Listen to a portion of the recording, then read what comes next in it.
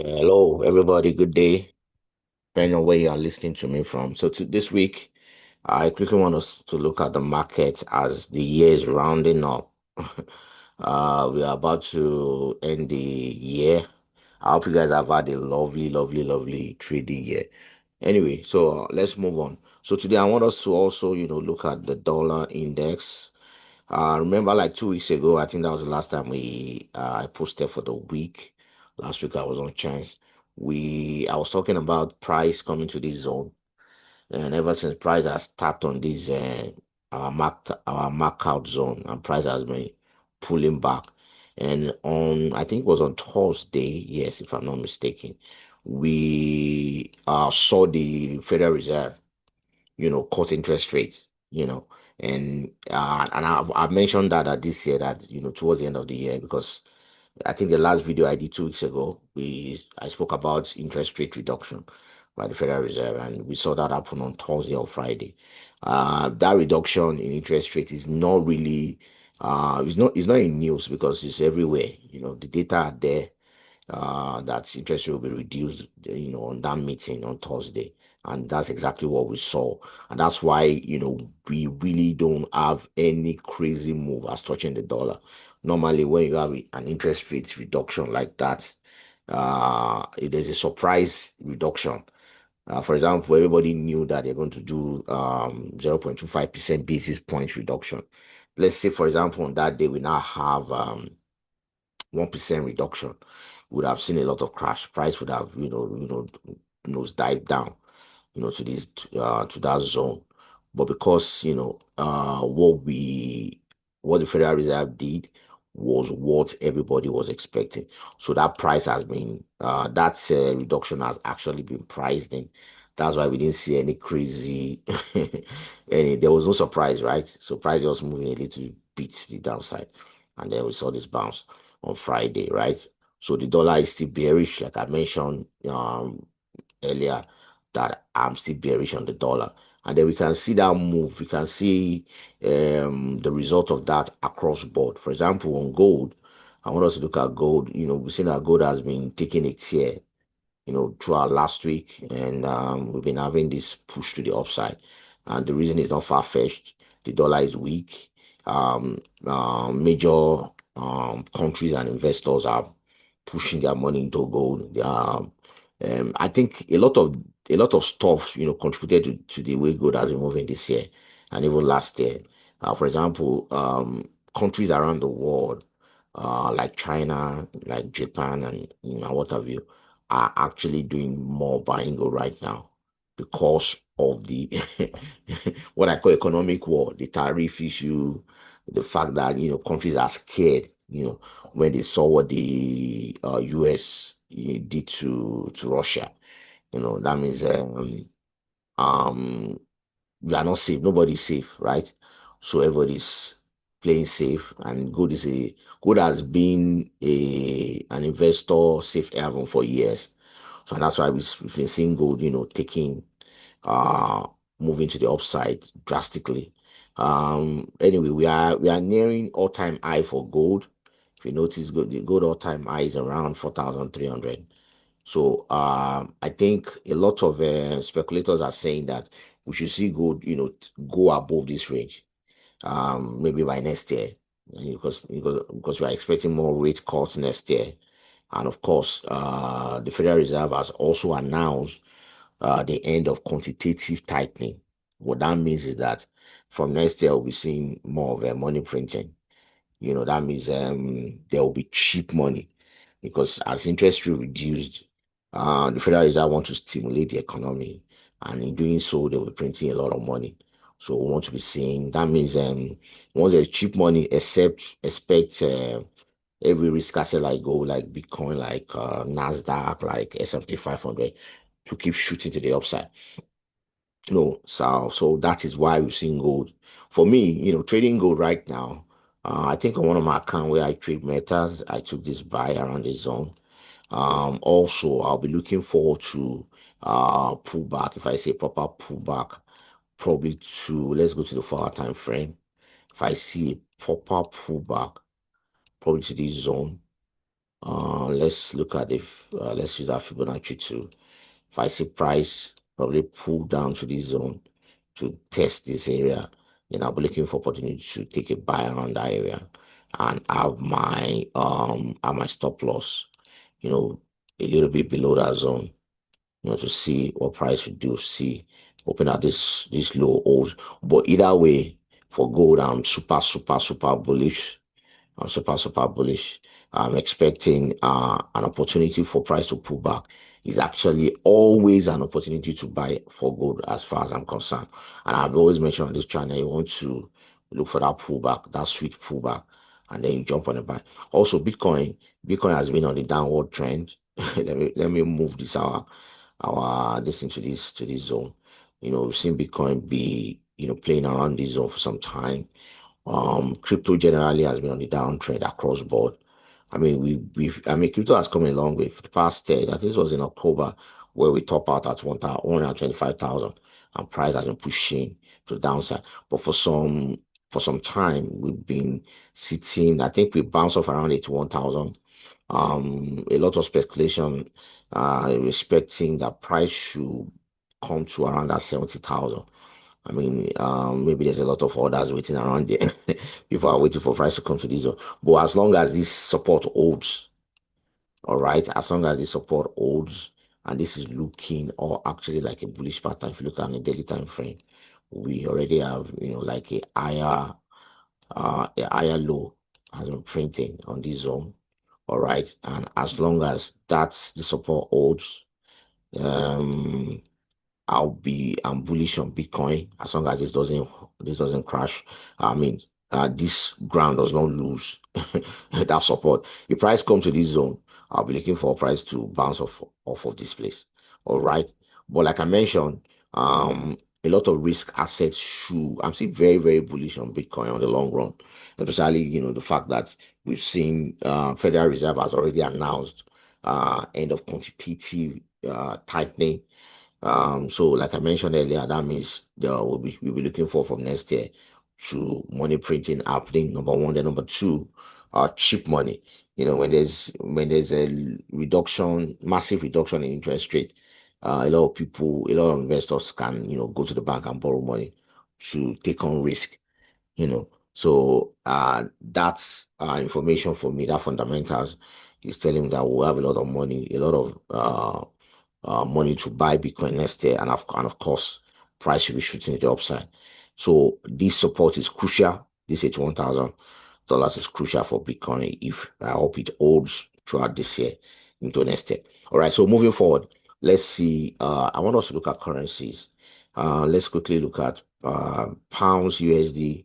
We've been seeing pounds USD, tearing.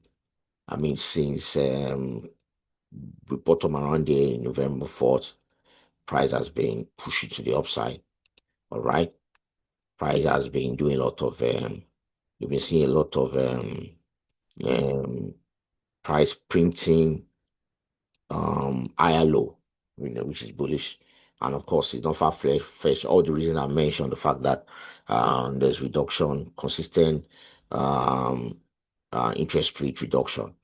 The one we had last week, the one we had in October, and probably next year. And also, one major fact that I don't want you guys to not to forget is the fact that the present Federal Reserve Chairman and President of Jerome Powell tenure comes to an end in May next year.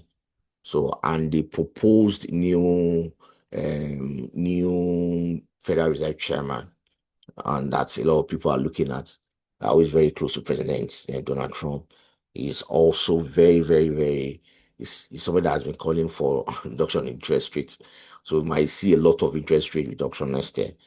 As a matter of fact, the sitting president of the United States is, clamoring for at least 1% interest rate, which is going to see the dollar lose a lot of grounds if that happens. And if that happens, that means you're going to see other currencies, do way against the dollar. All right. So I won't said that. The outlook for pounds also is still bullish. As you can see, we've been maintaining that bullish run for some time. If I go back to my daily time frame, you will see that price has actually stalling around that area. So I'll be looking for a pullback. If I see a considerable pullback, let's look at our that's our this is our Fibonacci 2. If I see a considerable pullback into this zone, I'll be looking for opportunity to take a buy on pound USD. All right.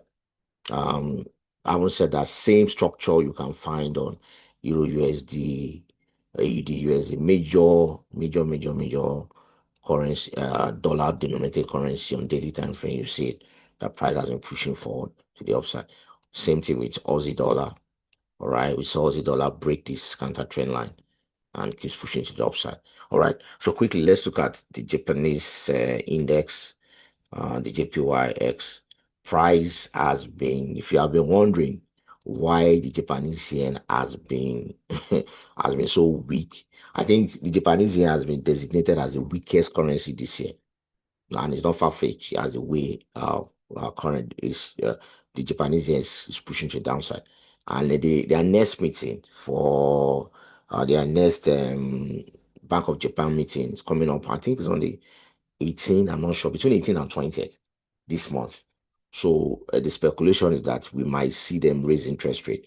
And we have them, add their interest rate at 0% for for a number of years until they reduce it, until they increase it to 0.5% recently. I think that was last year. And this year, the speculation is that the next meeting, they might announce an increase in interest rate. And if that happens, we might see price, do this. All right. So price keep pushing forward. That means you expect. I mean, this is speculation. I'm not saying that's what's going to happen. I'm just saying if they actually announce that they're going to, increase that interest rate from 0.5% to probably 0.1, probably to 1% or 0.75%, we are likely to see this happen. And of course, your major denominated currency like pounds JPY might continue that uptrend. Yeah, like we've been having. I mean, look at this monstrous move for practically throughout the year. We've been having price do this for pounds JPY. I mean, this is mad. This is madness. If you check, let's check Euro JPY. Euro JPY is even worse. You can count. I mean, I'm on the weekly time frame, and you can literally count the number of times we have pullbacks out of all the 52 weeks that we had this uptrend. You can literally count how many seconds that we have. So for the JPYs, I mean, it just makes sense to stay away from selling. I mean, and the way I've been playing this game for the JPYs instead is I wish they increase our interest rate so that we can have a major pullback, into this zone, and price do this, and then I'll be looking for opportunity to just opt in and hold that position for as long as I can.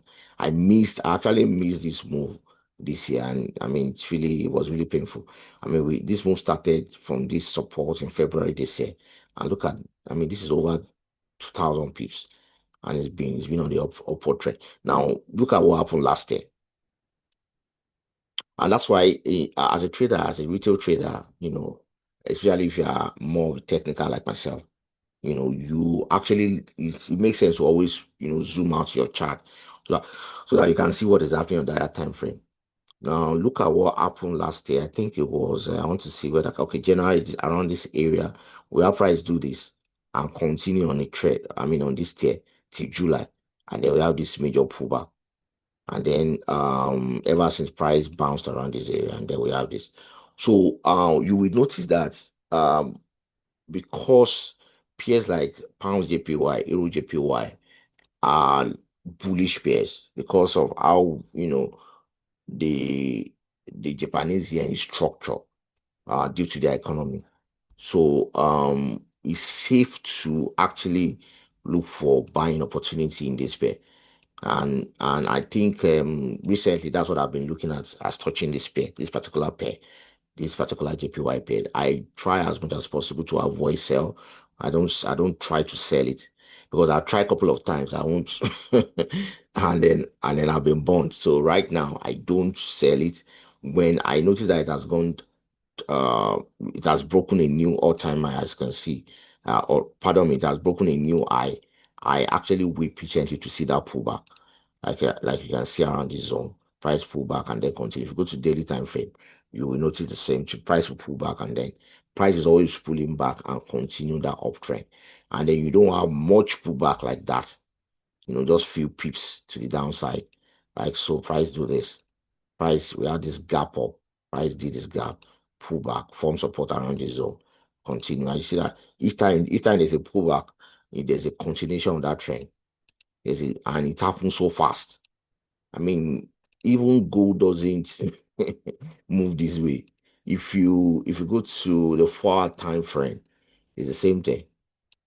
So the beauty of a pair like this is to always look for that sweet spot. You mark I mean, that's why I always do this. You want to mark it out and look for that sweet spot where price is likely to come to, so that when price come there, you are waiting. You're already, anticipating that move. All right. I don't want this video to be too much, to be too long. So I think I'm going to do a special video on the JPY. I've been studying them for some time. And this is where the place of study comes in. Um, Studying some of these pairs, gives you an edge over over every other person to know, okay, price behaves in a particular way as touching a particular pair. All right. So I'll see you guys in the next video. Have a beautiful, beautiful trading week. Thank you.